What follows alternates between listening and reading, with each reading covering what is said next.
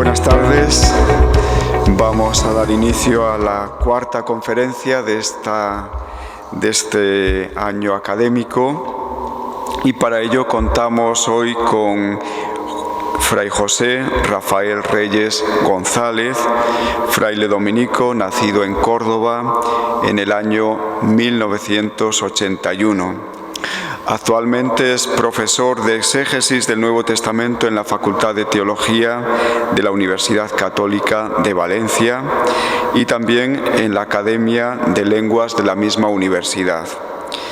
Ha realizado sus estudios en la Universidad de Salamanca, en la Facultad de Filosofía, también en la Facultad de Teología de Valencia, en el Biblicum de Roma y en la Escuela Bíblica de Jerusalén.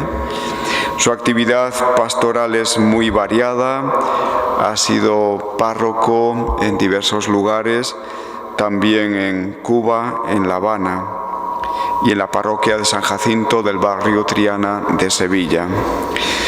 Respecto a las líneas de interés de la investigación, se ha interesado especialmente por los viajes y formas de viajar en la época del Alto Imperio, por la concepción del espacio en el Evangelio y en los Hechos de Lucas, y también por el Pablo histórico, los orígenes y expansión del cristianismo en los inicios del siglo II después de Cristo.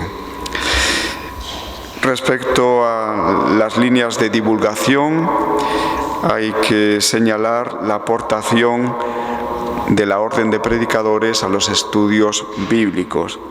Sus publicaciones en general giran en torno a estos dos campos, la exégesis bíblica y la aportación de la Orden de Predicadores a los estudios bíblicos.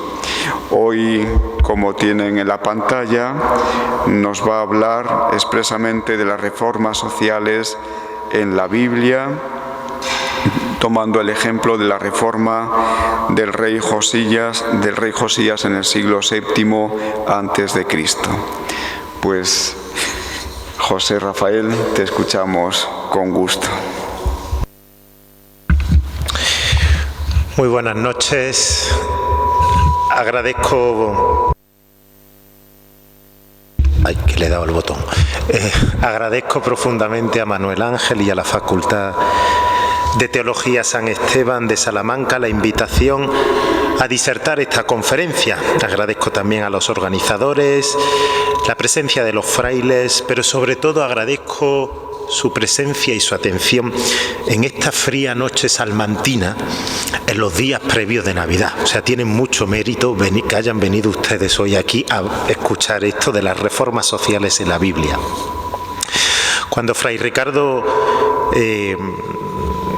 se puso en contacto conmigo para que hablara de las reformas sociales en la Biblia, pues lo primero que se me vino es: del Antiguo Testamento sé poco, del Nuevo Testamento sé algo de Pablo, de Lucas y de la geografía grecorromana, pero de lo que sí no tengo ni la más remota idea es de reformas sociales. Fíjense ustedes que cuando yo leí el correo de Ricardo, pensé que quería una conferencia sobre la reforma protestante y la Biblia, ¿vale? Y tuve que leer 2 veces el correo, porque ya en mi cabeza apareció Melchor Cano. Yo iba a hablar ya de Melchor Cano y en la segunda vez que leí el correo electrónico dije: desapareció Melchor Cano y apareció este gran rey de Israel, que es el rey Josías, al que voy a dedicar gran parte de esta conferencia.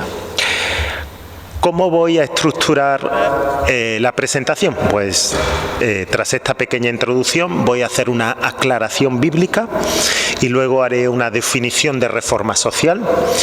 A continuación haré una contextualización de las reformas sociales en la antigüedad para poder entender las reformas sociales en la Biblia. La Biblia es un conjunto de libros de la antigüedad, ¿vale?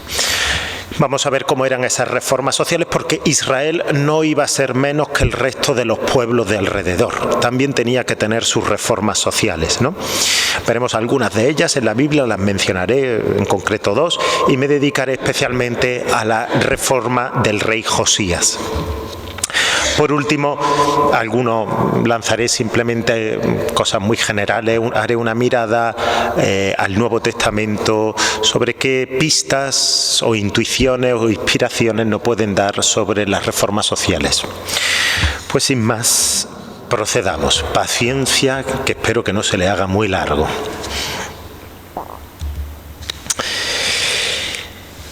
Voy a empezar por ese primer punto de la aclaración bíblica.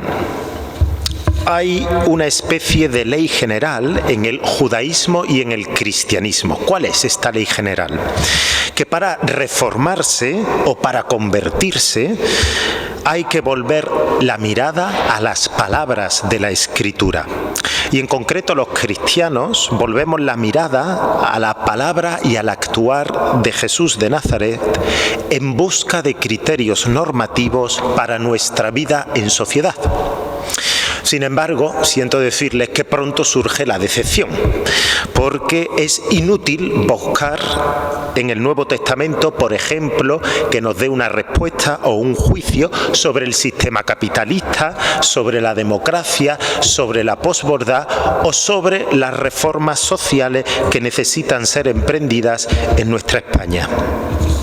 Ninguno de los problemas actuales encuentra una respuesta directa y manifiesta en la Biblia.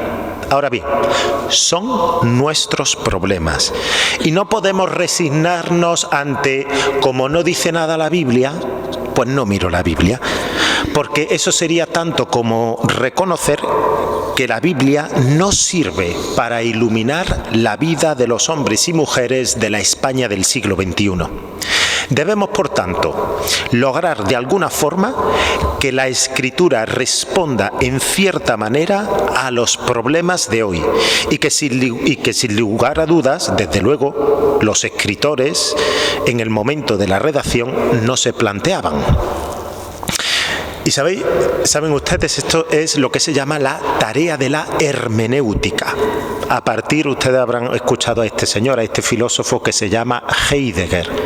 A partir de Heidegger es una convicción general que el proceso de comprensión tiene una estructura circular.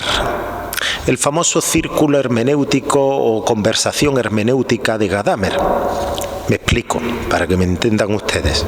Se trata de hacer hablar a la Biblia del tema que estamos estudiando mediante preguntas indirectas muy bien pensadas, que la Escritura esté en condiciones de responder o de contestar y que a nosotros nos dé luz porque se refiera a algún aspecto decisivo de nuestro tema.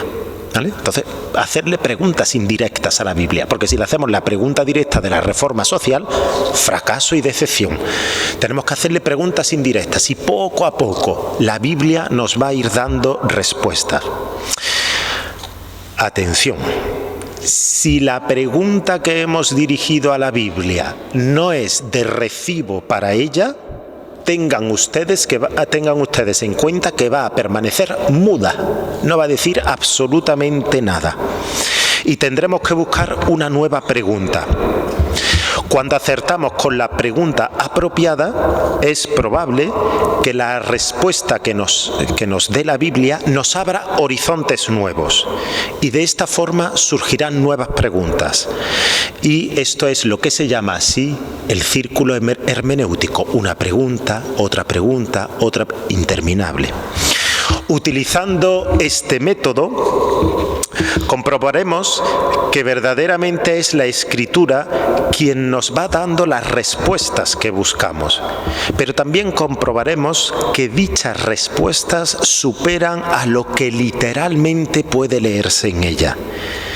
Y es que en la Escritura, como en cualquier otro texto, junto a lo pensado, junto a lo obvio del texto, existe lo impensado, que da que pensar. Lo impensado, decía Heidegger, es el regalo supremo que puede hacer un pensamiento.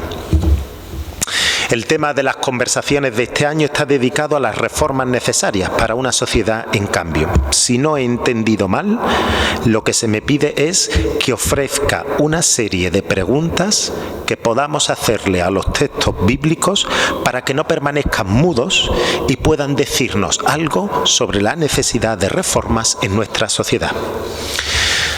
Pasamos al siguiente punto, que es el de la definición de reforma social. Yo me voy a tirar a esto sin saber absolutamente nada de reformas sociales. Habéis decidido, con acierto los organizadores y con agudeza, dedicar este año, la 52 edición de las Conversaciones de San Esteban, a esta temática de rabiosa actualidad.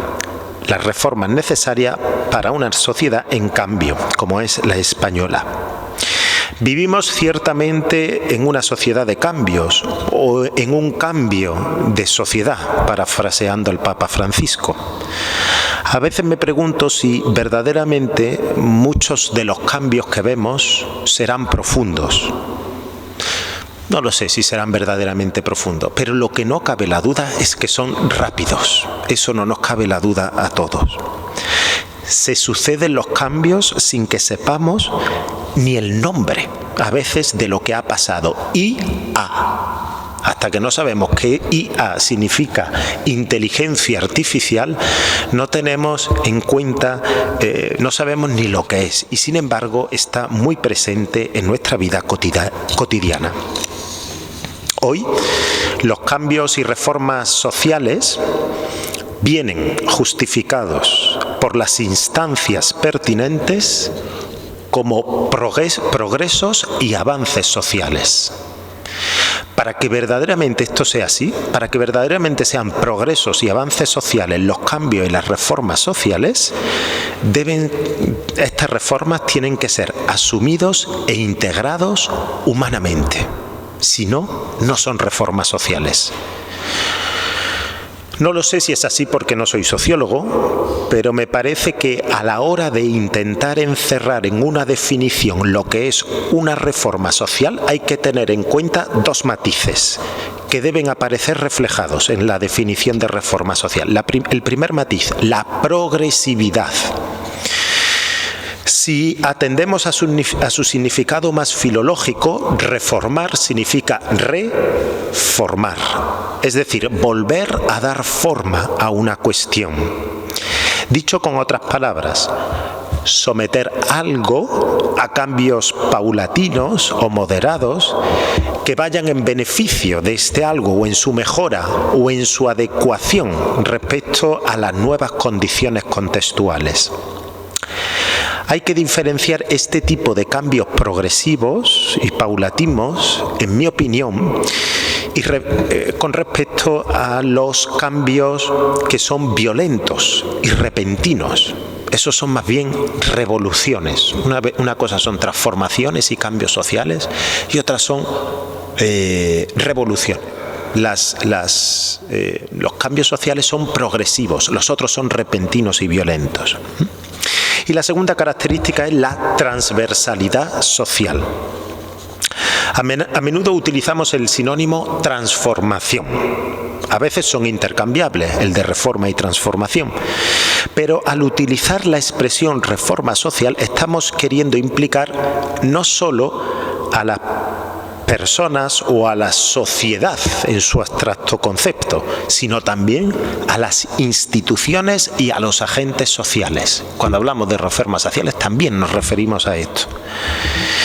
Para que el cambio sea sostenible y duradero en el tiempo, y no solo debe ser el cambio o la reforma paulatina, sino que necesitamos también que cambien tanto los individuos como las instituciones, las dos cosas.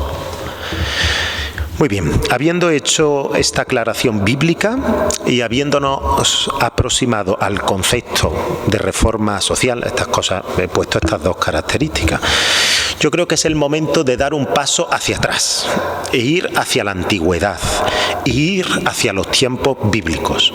Vamos a empezar por las reformas sociales en la antigüedad. Siempre sin perder de vista Perdón, no he puesto esto, que era lo que acabo de decir de la progresividad y la transversalidad social. Y vamos ahora a la contextualización de las reformas sociales en la antigüedad. Sin perder de vista que nuestro objetivo son las reformas sociales en la Biblia, me parece oportuno, como decía anteriormente, acceder de una manera indirecta a la Biblia, encuadrando en primer lugar las reformas sociales que nos aparecen narradas dentro de la Biblia en un cuadro mucho más amplio, que es el de las reformas sociales en la antigüedad. El campo es ciertamente inabarcable por cualquier vertiente por la que se quiera considerar. A riesgo de simplificaciones, quiero traer a primera línea de atención algunos puntos de convergencia.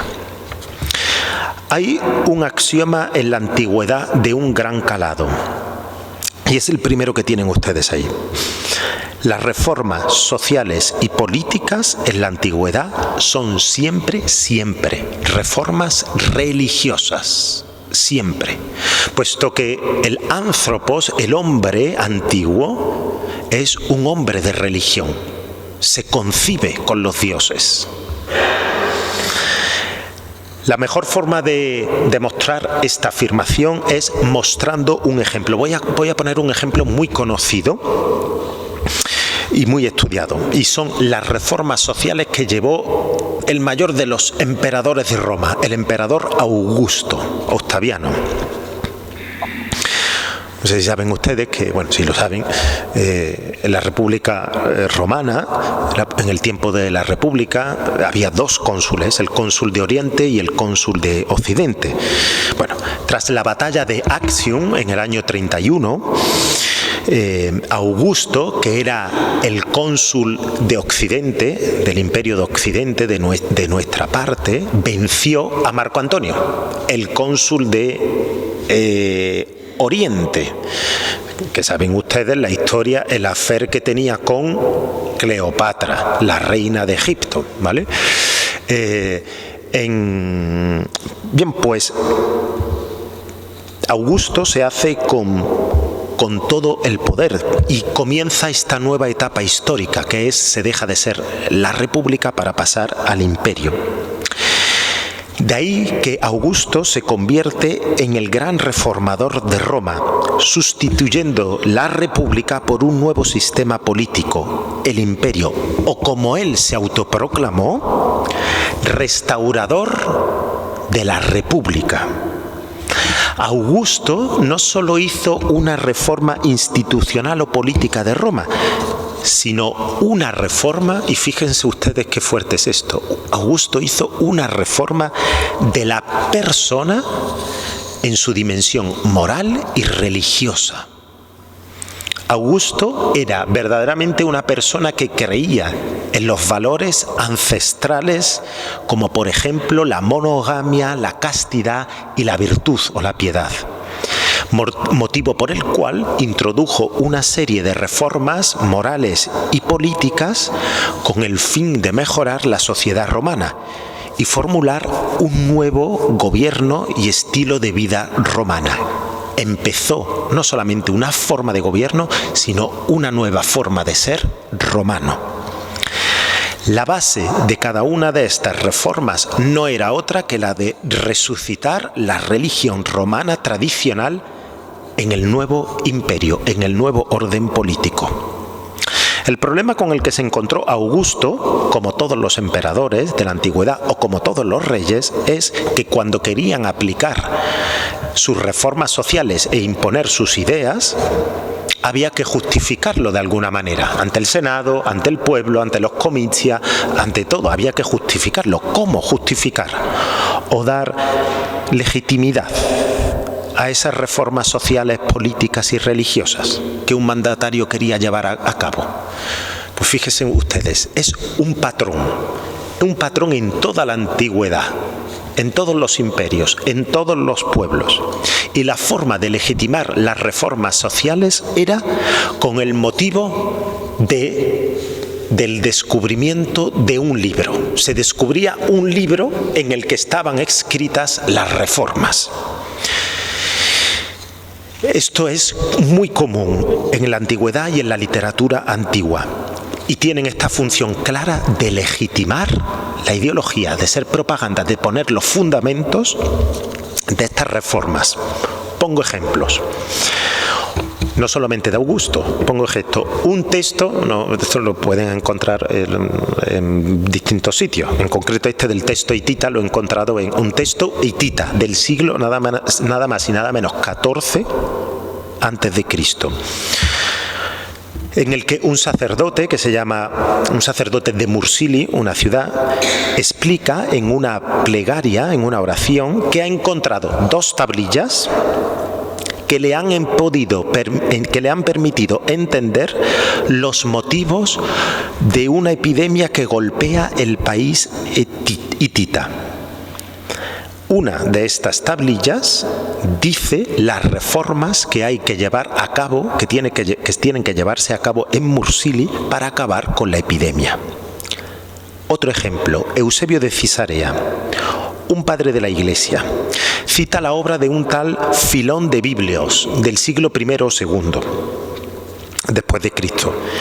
Este Filón de Biblios parece ser que había traducido una historia de Fenicia, de un tal San Juniatón, ¿vale?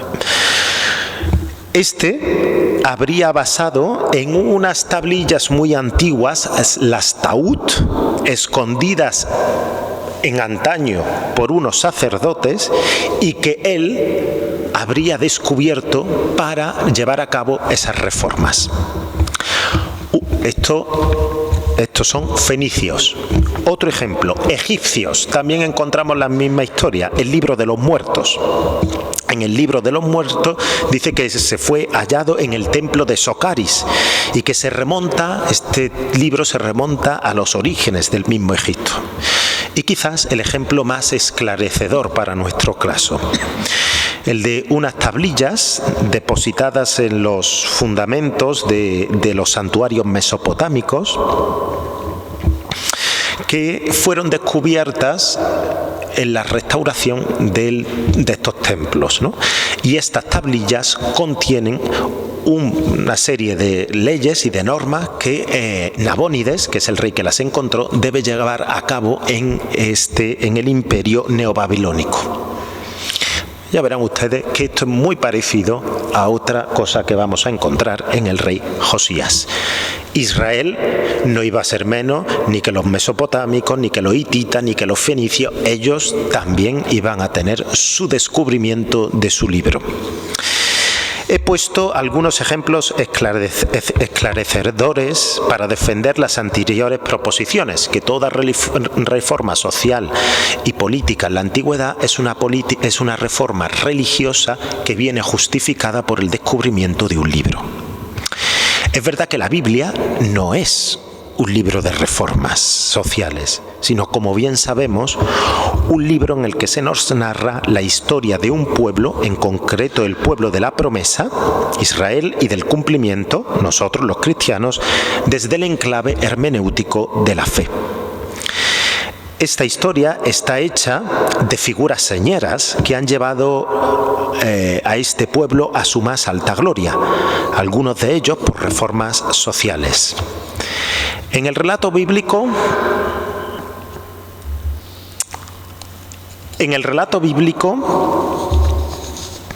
hasta la deportación de Babilonia, podemos identificar 2 grandes reformas políticas tras el gobierno mosaico.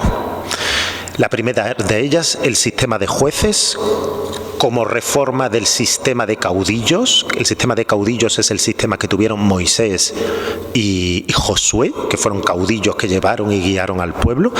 El sistema de jueces es un sistema político que va a conllevar una serie de reformas sociales y es una reforma al sistema de caudillos. Y el que nos interesa a nosotros, la monarquía que se ha dicho de paso, que se ha dicho de paso, no lo tengo aquí escrito, pero se ha dicho de paso que era algo no querido por Dios, que fue una cosa querida solo por el pueblo de Israel.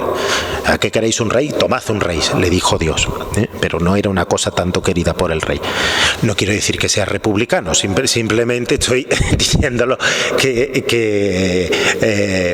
lo que viene en la Biblia, ¿no? La monarquía aparece como reforma al sistema de los jueces. Ambas, el sistema de los jueces y el sistema de la monarquía, son la desembocadura de una serie de procesos sociales a los que se vio abocado el pueblo de Israel. Y ambas reformas son redactadas por un historiador, por una persona, un historiador con una clara ideología, que es la ideología deuteronomista. Ahora lo explicaré, la cual tiene un claro tono moralizante. Por ello, las reformas sociales bíblicas que nos han llegado muy sesgadas por este señor que nos ha escrito los textos deuteronómicos, este deuteronomismo, y que tiene una versión muy maniquea de la vida. Si te portas bien, recibirás bendición. Si te portas mal, recibirás maldición. Esta es la idea que tiene este señor en su cabeza para juzgar los reyes, los pueblos, toda la historia de Israel. Por lo tanto, una reforma religiosa de un rey es buena y exitosa si cumple el querer de Dios. Si no, ese rey es condenado a la maldición y al ostracismo en la historia. Bien, el historiador deuteronomista necesita justificar, como buen influencer, como se dice ahora, o como buen propagandista, necesita justificar su ideología religiosa y moralizante. Y por ello, ¿qué mejor forma que cuál? Que la del descubrimiento de un libro. Descubrir un libro en el templo. Y no cualquier libro. El libro que yo he escrito y que contiene mis ideas, que como comprenderán ustedes por el nombre del historiador, saben ustedes qué libro es, el Deuteronomio. Ese libro fue el que fue encontrado en el templo. Ahora lo veremos poco a poco. Por lo tanto, Israel no iba a ser menos que hititas, amorreos, babilónicos y todos los pueblos de alrededor. A pesar de esta pequeña manipulación de este señor deuteronomista, se revelan unos principios interesantísimos. Y es que en Israel, en contraposición, esto es una novedad de Israel, en contraposición con el resto de los pueblos de su alrededor, quien ha ostentado siempre la máxima autoridad política y el poder ejecutor de las reformas no ha sido ni Moisés, ni David, ni el mismísimo Salomón con toda su sabiduría, ni ninguna institución, sino solo Dios es quien ha ostentado siempre toda la autoridad política, o lo que es lo mismo para un judío, la Torá, el Pentateuco.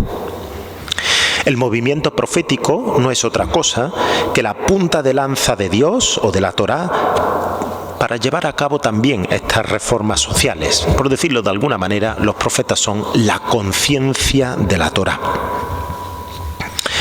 Por tanto, Dios o las leyes de la Torá se encuentran siempre como motores y puntos de referencia de toda reforma integral en Israel. Y finalmente, veamos todo esto en la reforma del rey Josías. Permítanme encuadrar en primer lugar la reforma del rey Josías, el encuadre sociohistórico de la reforma del rey Josías. Después hablaré un poco del rey Josías y abordaremos finalmente la reforma como tal. Bueno, el rey Josías. Hemos de colocarnos en lo que se llama el periodo, esto es un poco cuestiones históricas, espero que me sigan. Hemos de colocarnos en lo que se llama el periodo de la monarquía dividida. Tras los periodos de Saúl, David y Salomón, que se llama la monarquía unida, tras el periodo de estos tres reyes, el reino de Israel se dividió en dos reinos: el reino del norte y el reino del sur. El reino del norte, que se va a llamar reino de Israel, y el reino del sur, que se va a llamar reino de Judá. Recuerdo por qué y cómo ocurrió esta división, que es importantísima. Roboán, el hijo de Salomón, uno de los muchos hijos de Salomón, Roboán heredó el reino unificado de Judá y de Israel, los dos reinos juntos, lo heredó tras la muerte de su padre Salomón. Era un reino, como bien saben ustedes, compuesto por las 12 tribus de Israel, por los 12 clanes, por las 12 familias. Sin embargo, Roboán no fue bien recibido por parte de 10 tribus, que estaban todas localizadas en el norte, ¿no? Roboán acudió a Siquem con la corte de Jerusalén, que había heredado de su padre, y con un grupo de personas influyentes, amigos de Roboán. Resulta que allí en Siquem se presentaron representantes de todas las tribus y le pidieron, según nos cuenta el libro de los Reyes, en este encuentro 10 tribus le pidieron a Roboán que por favor, quitara la gravosa política fiscal impuesta por su padre Salomón para la construcción para la restauración del templo, la construcción del templo, la ejecución de las obras del templo. Roboán, siguiendo el consejo de sus amigos y no de los ancianos de Salomón, decidió no quitar la gravosa carga fiscal. ¿Y qué pasó? Se revolucionaron y se separaron. El reino del norte se separó. Y por otro lado, el reino del sur, la casa de Judá. Roboán fue el rey de la casa de Judá, y las tribus del norte, las 10 tribus del norte, Judá, y el otro es Benjamín, las 2 tribus y las otras 10. Y las otras, se me ha ido la idea, las otras 10 tribus eligieron como rey al jefe general del ejército de Salomón, que se llamaba Jeroboam. Bueno, esto tuvo lugar en el año más o menos 930, cuando murió Salomón. Y comienza este periodo que se llama la monarquía dividida. Por un lado, el reino del norte, que tuvo reino de Samaria, también se llama reino de Israel o reino de Siquem, que subsistió unos 200 años, hasta el 722, en el que llegó el imperio asirio y los conquistó, ¿vale? Esto es muy importante y verán ustedes por qué. El reino del norte tuvo 19 reyes, hasta el 722, que los conquistaron.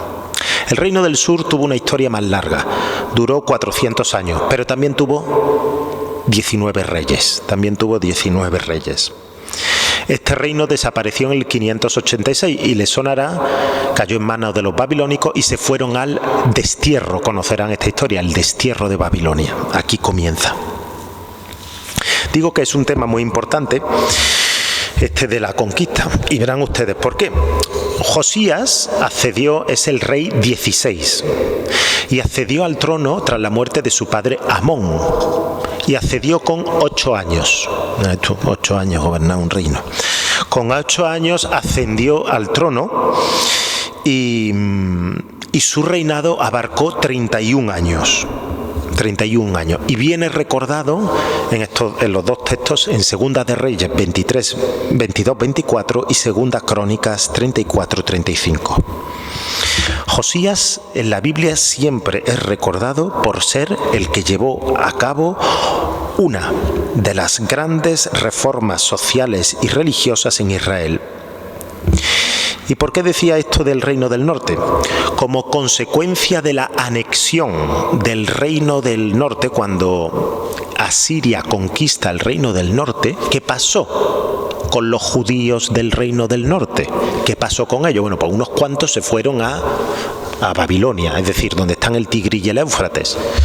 Pero un grupito muy chiquitito, la inmensa mayoría que hizo, se fueron hacia el reino del sur, porque eran conocidos, aunque eran enemigos, tenían tradiciones comunes, tenían lazos, y se fueron al reino del sur.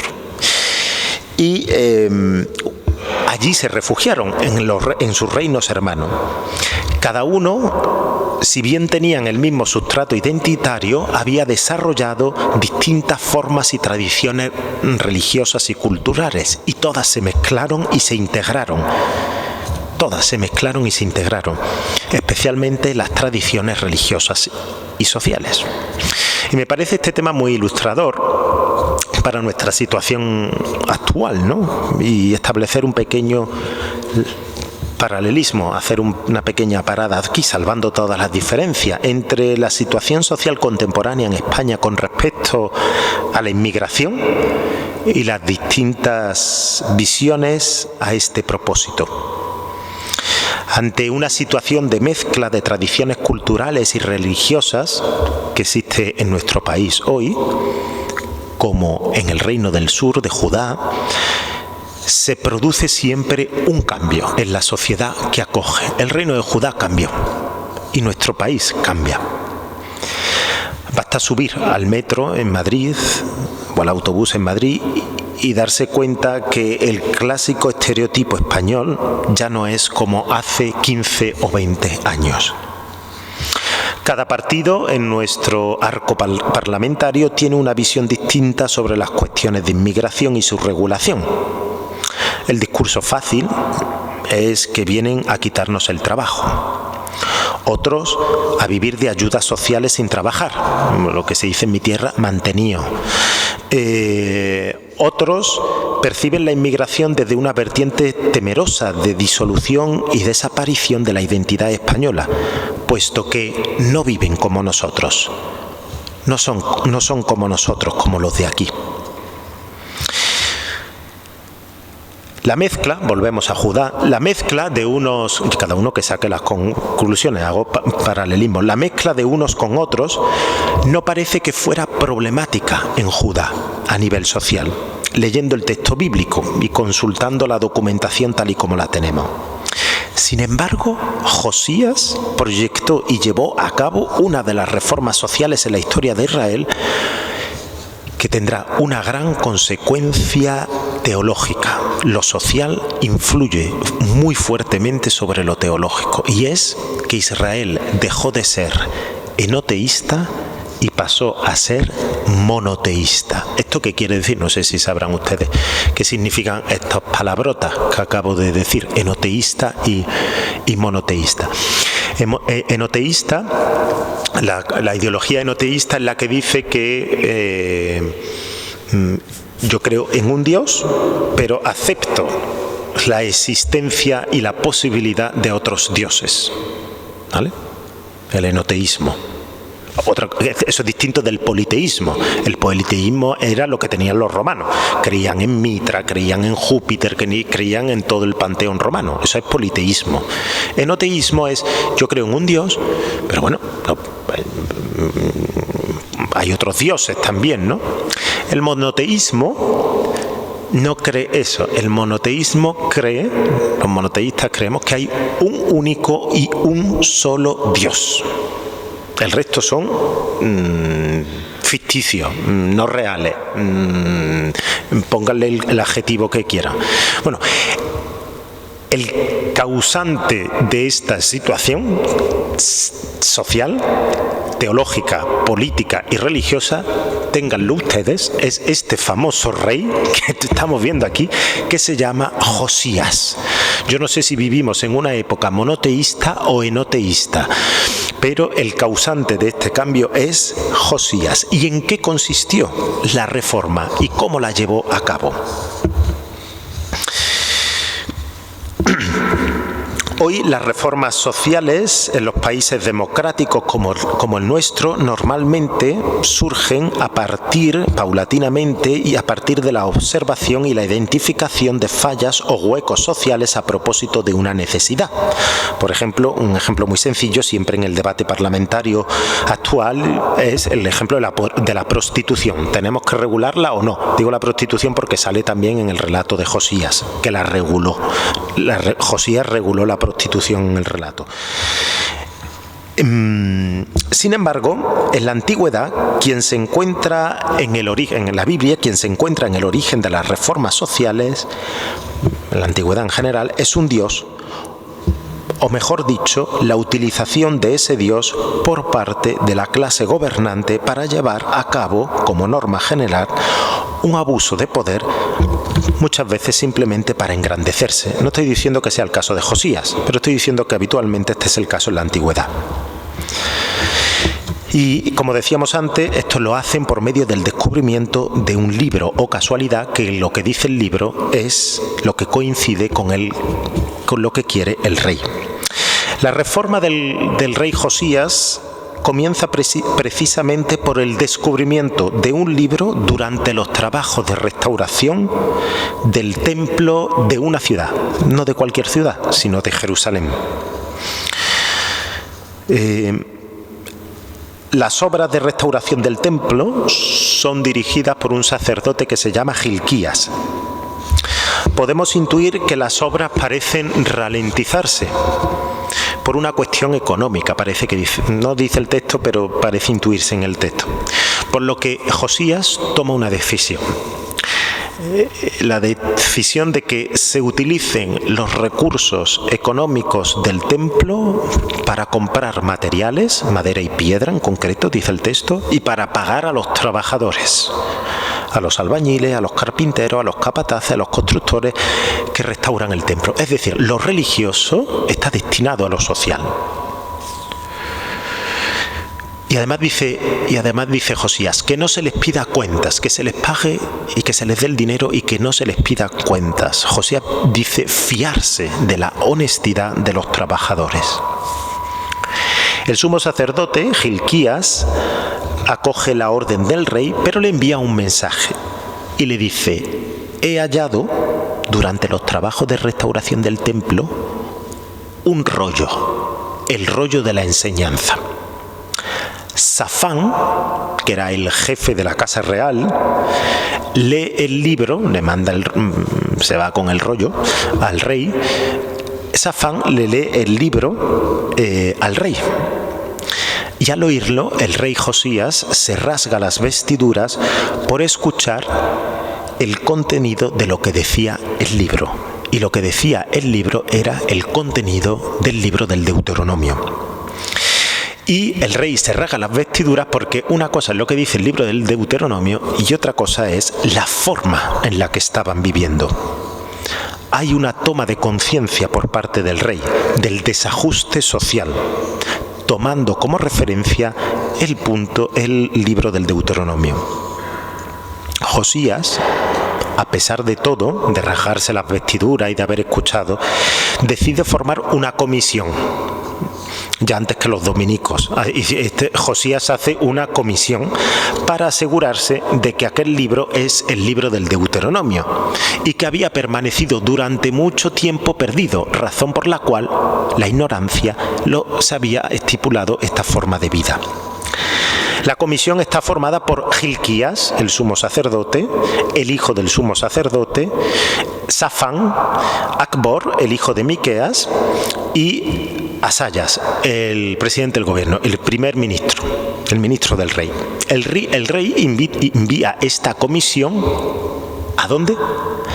A consultar a una profetisa, a la profetisa Hulda, la cual vivía en el barrio nuevo de Jerusalén, dice el texto.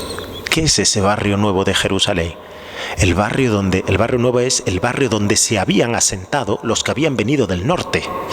Los que habían venido del norte se habían asentado en un barrio que fue denominado el barrio nuevo de Jerusalén. La profetisa Hulda corrobora que lo que dice el libro es el mensaje de Dios. Es punta de lanza, los profetas son punta de lanza de Dios. Pero dice que Dios ha escuchado la preocupación de Josías y que por tanto no destruirá al pueblo. Josías, al ser informado de lo que ha dicho la profetisa, no sé cómo se dice, convoca al Parlamento, es decir, a la comisión, a la asamblea de los ancianos y a todo el pueblo. Y Josías lee el libro entero por completo, todo el rollo del Deuteronomio lo lee y repite los gestos que hay en el libro del Deuteronomio, repite el ritual de la alianza y al final todo el pueblo promete delante de Dios de que va a cumplir lo que dice el libro. Por tanto, habiendo hecho solemne promesa el pueblo de cumplir las órdenes del libro, del Deuteronomio, el rey comienza a llevar a cabo la promesa, la cual implica las siguientes reformas sociales inmediatas. Lo primero, una reforma religiosa. Y esta reforma religiosa de Josías se centra en 2 puntos. Primero, en eliminar todos los ídolos y los altares paganos. Josías, con una furia tremenda, emprendió una campaña para destruir todos los ídolos, altares, lugares de adoración paganos en el reino de Judá. Y esto incluyó el altar de Betel, que era el gran templo del norte y que había construido Jeroboam. La pregunta, leyendo uno el texto, dice, pero esta parte no era de Asiria. ¿Cómo es que ahora Josías ha llegado hasta allí? Pregúnteselo al texto. La cosa es que parece que Josías empujó las fronteras.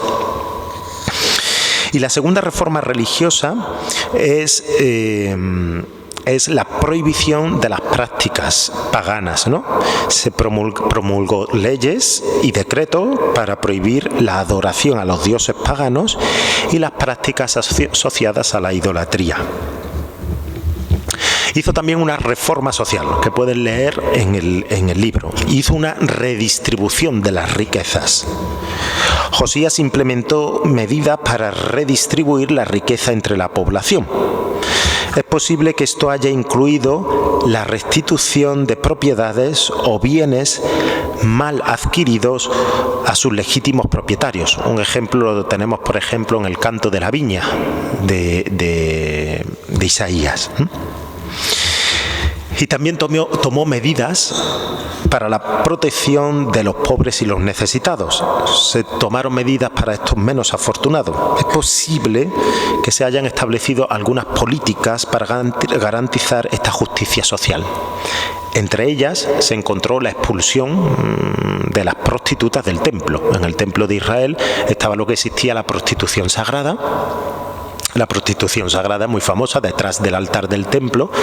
La expresión ir a postrarse detrás de los dioses es simplemente ejercer la prostitución, ir a tener relaciones con las prostitutas. Normalmente estaban detrás del altar, detrás de la zona, digamos así, de la parte más sagrada de los templos paganos, y en el caso de Jerusalén detrás del Santo de los Santos, pero fuera se encontraba la prostitución sagrada, ¿no? Y bueno, pues la gente iba allí, tenía sus relaciones y las prostitutas pues era un trabajo remunerado, ¿no? Bueno, pues la prostitución sagrada a los dioses fue evidentemente expulsada del templo.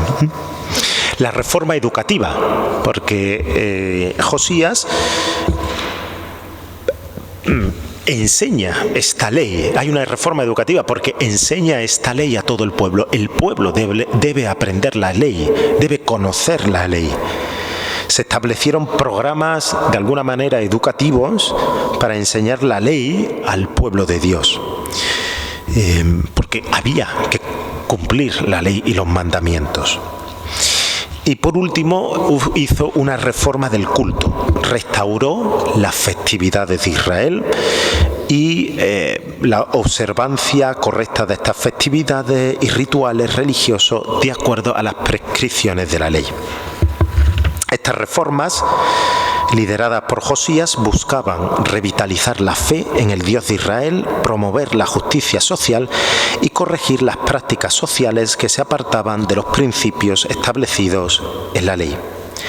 Es curioso que la revitalización de la fe en Dios, la experiencia de Dios, potencia y desarrolla lo humano y promueve la justicia social.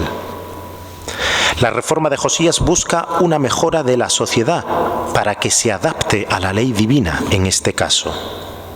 Es verdad que hay una gran diferencia entre la ley divina y una ley humana. Tanto una como otras buscan el bien y el progreso de la persona y de la sociedad. No puede haber una mejora social si no hay una mejora personal, y viceversa. No puede haber un progreso personal si no hay un progreso social. Hoy parece haberse perdido esta conciencia social. El hedonismo imperante se presenta como con la máscara del bienestar y la felicidad, que conlleva el olvido y la indiferencia de lo social. El cristiano, desde luego, pero la persona humana con conciencia no podrá realizar un desarrollo integral si no es societariamente. Josías propone además moralizar la vida social, con el objetivo de volver a entroncar la religión y la política con el compromiso ético. Esta moralización es necesaria a niveles personales y sociales. Recuperar o volver a poner en el centro los valores como la responsabilidad social, la contribución personal al cambio, la militancia generosa, el compromiso. La reforma religiosa y del culto tiene sin lugar a dudas una contrapartida, y es la homogeneidad, la uniformidad. Y hoy nos hemos dado cuenta que el pluralismo, el diálogo, la tolerancia nos pone en la pista del progreso social y personal. La reforma social llevada a cabo por Josías tiene un componente educativo, como decía. Josías percibe la importancia de la educación y la cultura para llevar a cabo reformas sociales que cuajen. Hoy, el papel de nuestras instancias educativas y culturales, colegios, universidades, centros de fe y cultura, hemos de apostar por estas reformas de educación integral. Y entre ellas, por supuesto, pues el papel de los intelectuales y de los investigadores para identificar las cegueras estructurales de nuestro mundo. Por último, no quiero dejar pasar una pequeña mirada sobre las reformas del Nuevo Testamento.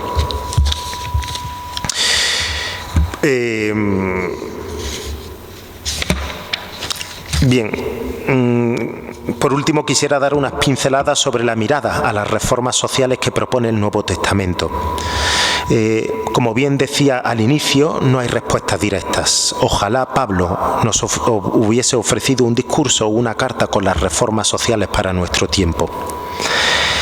La pregunta debe girar en torno a los fundamentos bíblicos que pueden servir de inspiración o de marco de referencia para los cristianos a la hora de pensar y actuar sobre reformas sociales o transformaciones de tipo personal, comunitario o eclesial.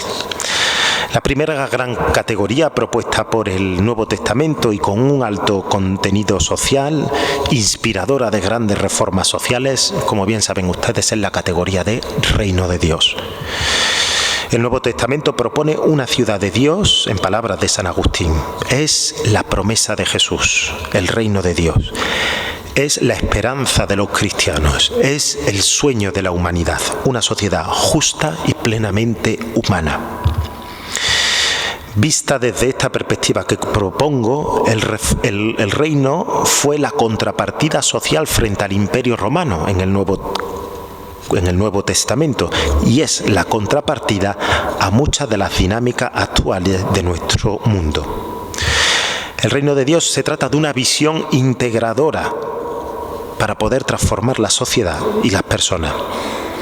Cuando se trata de entender cómo aplicar el reino a la reforma social, hemos de tener en cuenta que el reino es siempre iniciativa de Dios, frente al imperio, que es siempre iniciativa de la violencia.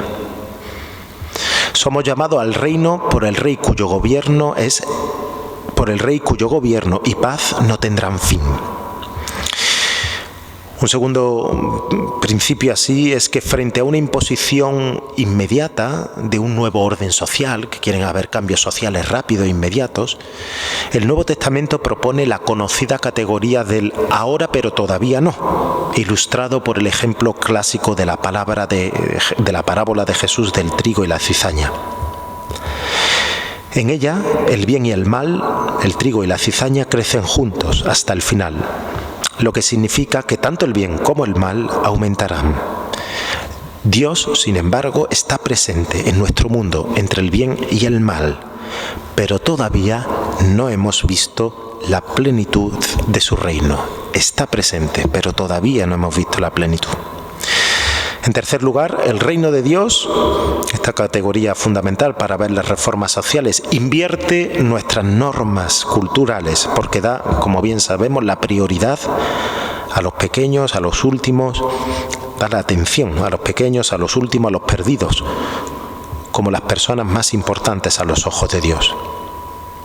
Pero nosotros también hemos de comprometernos no solamente con los pequeños y con los débiles, sino también como embajadores del reino hemos de comprometernos con el que está en el poder, ya sea en la confrontación o en la colaboración, pero siempre para defender la causa de los débiles, de los marginados, del bien común y de la justicia. Y por último, en cuarto lugar, tenemos que profundizar en el estudio de la palabra de Dios, en tanto que pueblo de Dios, con el objetivo de encontrar una estrategia de compromiso con la cultura no cristiana que nos rodea, en búsqueda de lo que nosotros llamamos el reino de Dios. Para ello creo que hemos de tener en cuenta que toda reforma social, desde la perspectiva del Nuevo Testamento, debe seguir una máxima: política sí, toma de partido no.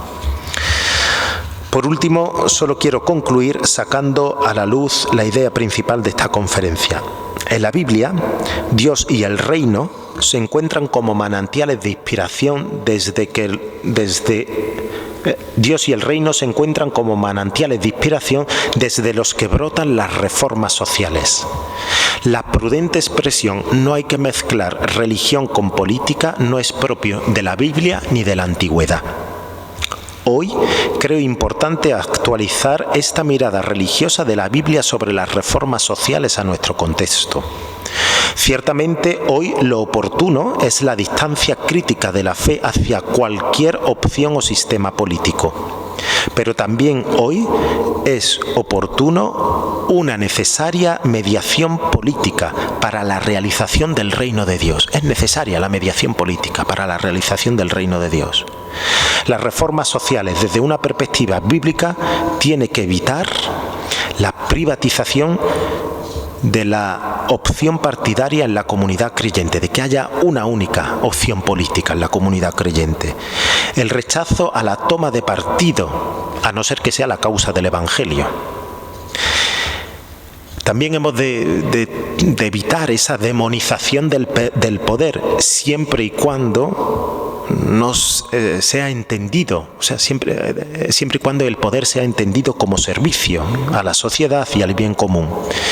Y por último, debemos evitar un idealismo moral dimisionario de la acción política racional que lleva las reformas sociales en nuestro país. Muchas gracias.